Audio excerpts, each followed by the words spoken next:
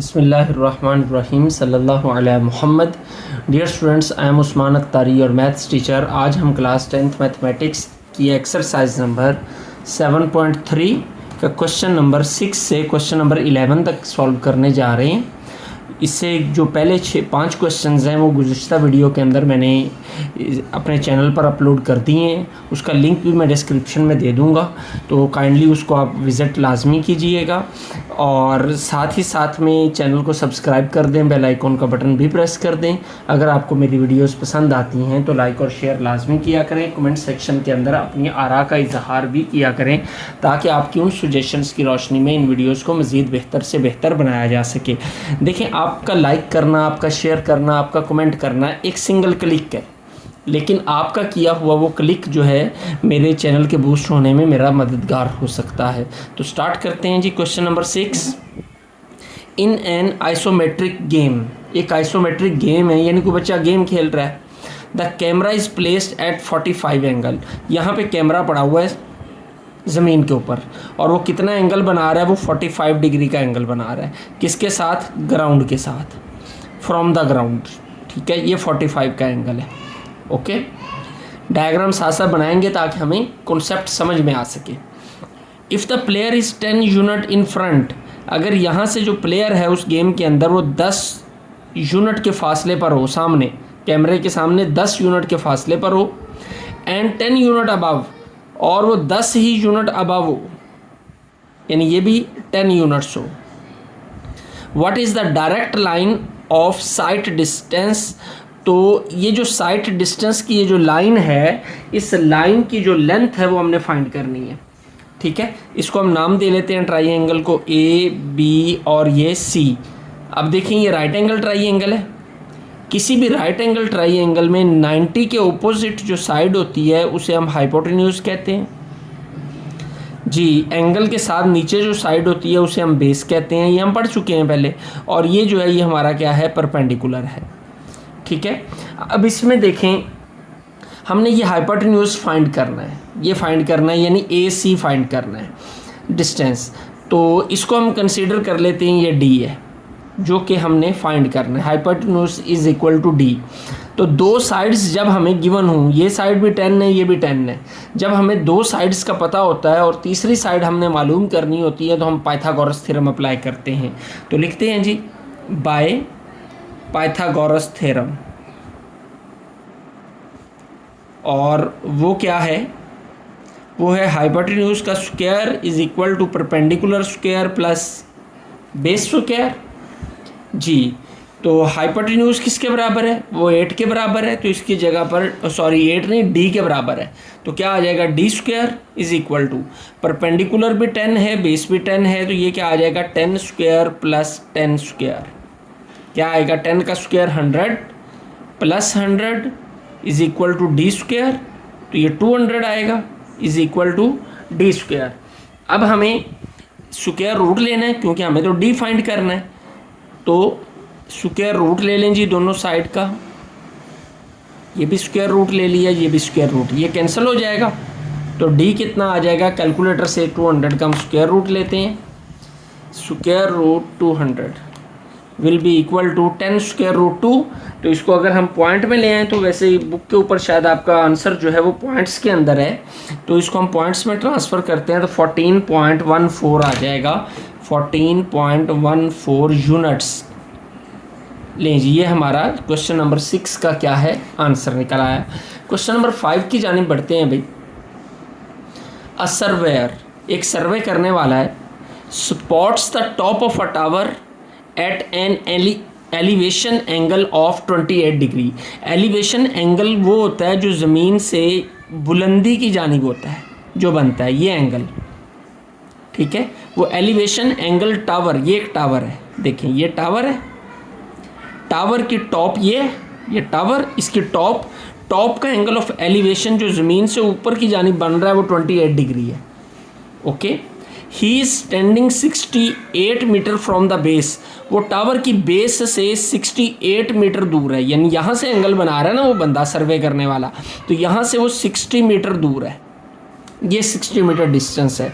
Find the height of the tower, ये हमने as find करना है। डन। अब देखें जी गिवन क्या है, ये साइड हमारी ये राइट एंगल ट्राइंगल है, राइट एंगल ट्राइंगल में ये हमारा परपेंडिकुलर है, ये क्या है, ये बेस है। तो कौन सा फार्मूला है जिसके अंदर परपेंडिकुलर और बेस भी आते हैं, तो वो होता है tan थ्रू प्रॉपर ब्रशिंग। याद आया फार्मूला, यानी tan theta is equal to perpendicular over base P over B। तो वैल्यूज पुट करते हैं जी, tan थीटा यानी एंगल किसके बराबर है, वो 28 के बराबर है, परपेंडिकुलर H है वो हमने फाइंड करना है, ओवर बेस कितनी है 60। डन जी। tan 28 की वैल्यू फाइंड करते हैं कैलकुलेटर से जी। tan 28 ये आ जाएगा 0.53, तो 0.53 ये 60 इधर आके मल्टीप्लाई होगा, multiply by 60 is equal to H। लें जी इनको मल्टीप्लाई करें, 0.53 multiply by 60 it will be equal to 31.8। तो H किसके बराबर आ जाएगा 31.8। ये यूनिट क्या है, मीटर है, तो साथ में क्या आ जाएगा मीटर। जो हमारा क्वेश्चन नंबर 7 जो है वो भी सॉल्व हो गया। Question number 8, a boat crosses a river 80 metre wide. एक कश्ती एक दरिया को पार करती है, कितने मीटर चौड़ा है दरिया, 80 मीटर। लेकिन जी हम सपोज करते हैं ये एक दरिया है, ये दरिया है, यहाँ पर कश्ती है और ये दरिया की चौड़ाई जो है वो कितनी है, ये 80 मीटर है, ठीक है। अब वो पार करती है at an angle of 60 degree. किस एंगल पे, यहाँ से अगर वो चलना शुरू करे, पानी का फ्लो अगर इधर को हो तो इन दैट केस वो यहाँ पे जाके इस तरह जाएगी, ये एंगल बनाएगी 60 डिग्री का। बात clear. What distance did the boat actually travel. तो बोट ने ये कितना फासला तय किया इसको पार करने के लिए, यानी यहाँ से लेकर यहाँ तक का फासला। इसको अगर हम ABC का नाम दे दें तो ये वाला डिस्टेंस है जिसे हमने फाइंड करना है, उसको हम x कह लेते हैं, ठीक है। अब देखें यहाँ पर ये 90 का एंगल है, ओके। तो 90 के सामने क्या होता है, हाइपोटेन्यूज। ये एंगल के साथ ये क्या है, ये बेस है, ओके। ये हमारी बेस हो गई, ये एंगल गिवन है। तो किस में आता है, हाइपोटेन्यूज और बेस कौन से फॉर्मूले में आती है, कर्ली ब्राउन हेयर कॉज में आता है ना, तो हम कॉज को अप्लाई करते हैं। Cos theta is equal to base over hypotenuse. तो थीटा किसके इक्वल है, 60 के, यानी cos 60 is equal to base कितनी है 80 और हाइपोटेन्यूज कितना है x। तो लें जी कॉज 60 की वैल्यू निकालते हैं, यह हमारी आ गई cos 60 इज इक्वल टू 1/2। लें जी 1/2, ये x इधर आके मल्टीप्लाई होगा तो x ऊपर आ जाएगा इज इक्वल टू 80। तो 2 इधर डिवाइड हो रहा है, उधर जाके मल्टीप्लाई जब होगा तो x is equal to 80 multiply by 2 will be equal to 160 metre. इस कश्ती को दरिया पार करने के लिए कितना फासला तय करना पड़ेगा, वो है 160 मीटर। क्वेश्चन नंबर 9 जी। A listener hears a sound from 2 speakers. फर्ज कर लें जी आप किसी महफिल में गए हुए हैं या कोई फंक्शन हो रहा है, तो आप यहाँ पर बैठे हुए हैं, आपके सामने साउंड्स लगा हुआ है, साउंड सिस्टम के 2 डब्बे लगे हुए हैं और उन दोनों की आवाज़ आपको आ रही है, ठीक है। 1 is 6 metre ahead of the 1 is 6 metre directly ahead. एक आपके बिल्कुल सामने है जो कि 6 मीटर के फासले पर है। यहाँ पर एक स्पीकर लगा हुआ है, आप C पॉइंट पे हो, यहाँ पे एक स्पीकर है जो कि कितने फासले पे है, 6 मीटर के फासले पर है, ओके जी। And the other is at 30 degree to the side, और दूसरा दूसरी साइड पे है, लेकिन किस एंगल पर है, वो 30 डिग्री के एंगल पर है। ये एंगल जो है ये 30 डिग्री है और दूसरा स्पीकर यहाँ पर है और वो भी कितने फासले पर है, 6 मीटर अवे, वो भी 6 मीटर के फासले पर है, ठीक है। Find the distance between the speakers. ये दोनों स्पीकर्स के दरमियान ये जो डिस्टेंस है ना, ये हमने फाइंड करना है। तो इसको A कह लें, ये B कह लें, ट्राइंगल बन गई।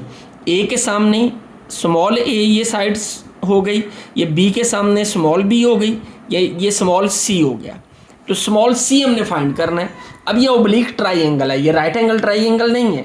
तो ओब्लिक ट्राइंगल में दो साइड्स हमें गिवन है, ठीक है, और ये एक एंगल गिवन है, तो सी हमने फाइंड करना है। तो आसान सा लॉज ऑफ कोसाइंस हमने पढ़े हुए हैं, तो लॉज ऑफ कोसाइंस में सी स्क्वायर वाला फार्मूला अप्लाई कर दो।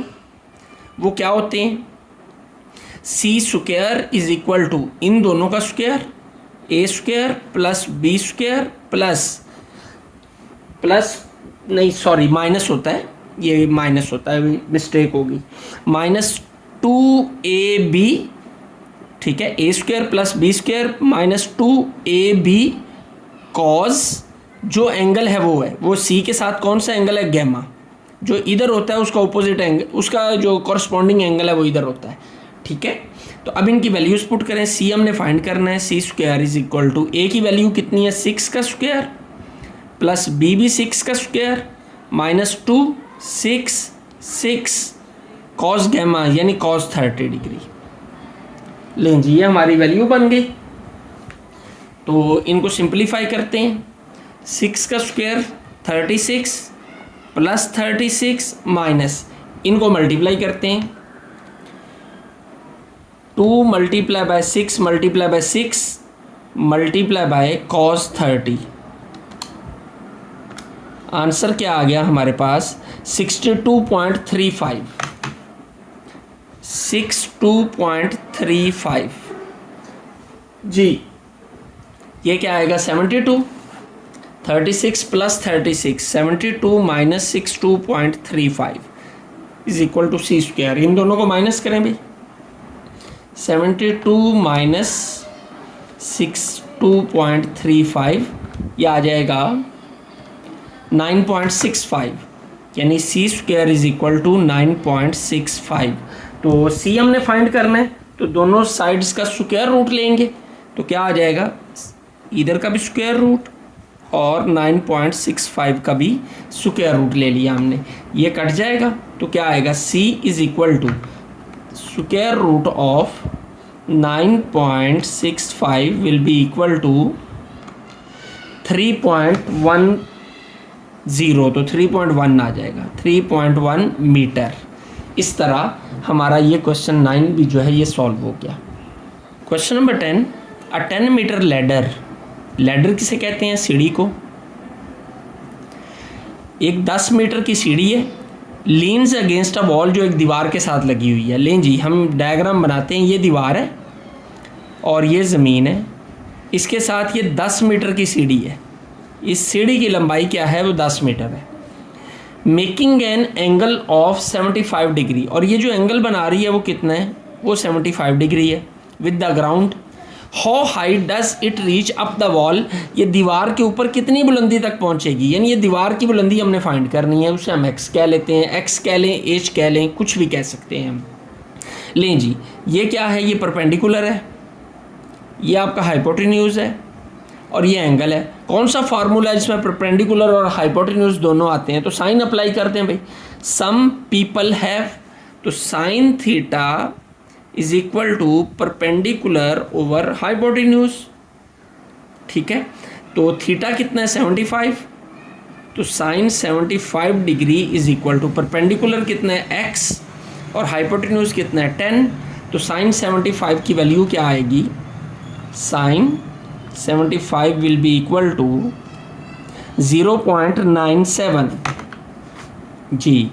तो 0.97 सॉरी क्या लिख रहा हूँ, 0.97 के 10 उधर जाके मल्टीप्लाई होगा, multiply by 10 is equal to x।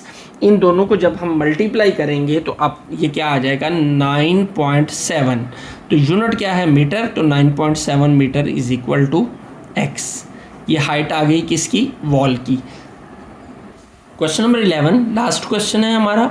A lighthouse is located on a cliff, एक लाइट हाउस है। लाइट हाउस होता क्या है, लाइट हाउस जो है ये जहाज़ों के डायरेक्शंस को मॉनिटर करने के लिए एक टावर होता है जहाँ से मॉनिटर किया जाता है। उसने कहा ये क्लिफ के ऊपर है, एक पहाड़ी के ऊपर है जो कि 80 मीटर हाई है। लें जी, ये लाइट हाउस की हाइट है वो कितनी है 80 मीटर, ओके।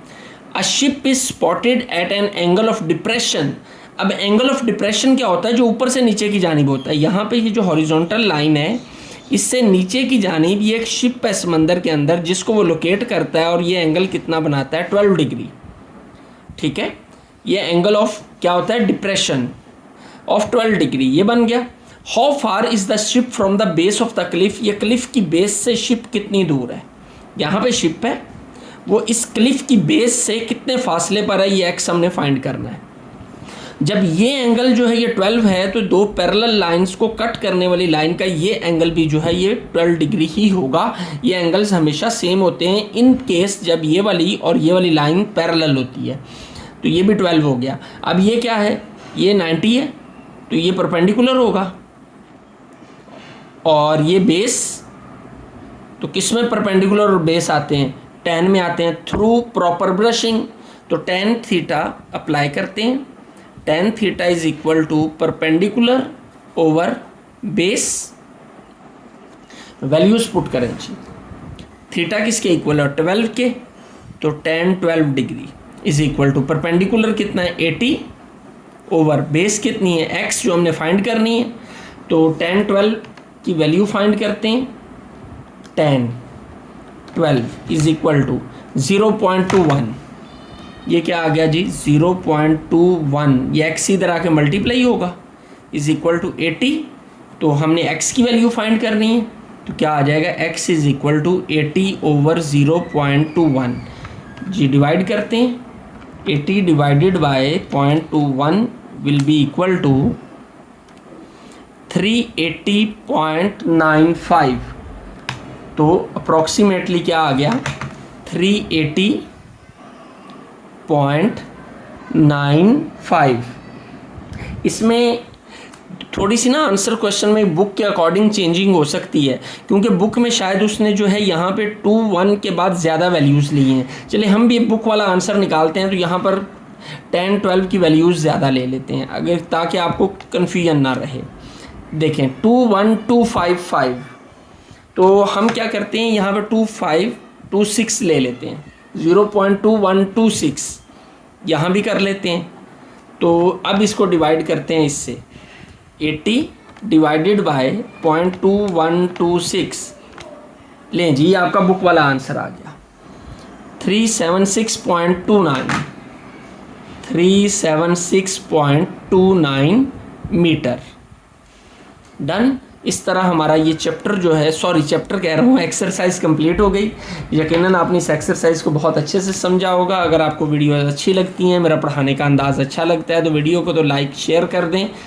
कमेंट सेक्शन के अंदर अपनी आरा दिया करें, ताकि उनकी रोशनी के अंदर मैं मज़ीद हौसला पकड़ूं और मज़ीद बेहतर अंदाज में आपकी खिदमत कर सकूं। एक बार चेक कर लें, अगर अभी तक आपने चैनल को सब्सक्राइब नहीं किया तो सब्सक्राइब कर दें, बेल आइकॉन का बटन प्रेस करें, ताकि लेटेस्ट वीडियोज़ के जो नोटिफिकेशन हैं वो आप तक पहुँचते रहें। अल्लाह आपका हामी नासिर हो, मेरे चैनल को बूस्ट करने में मेरे मुआविन बने। अल्लाह आपको ढेरों बरकतें अता फरमाए। अस्सलामु अलैकुम।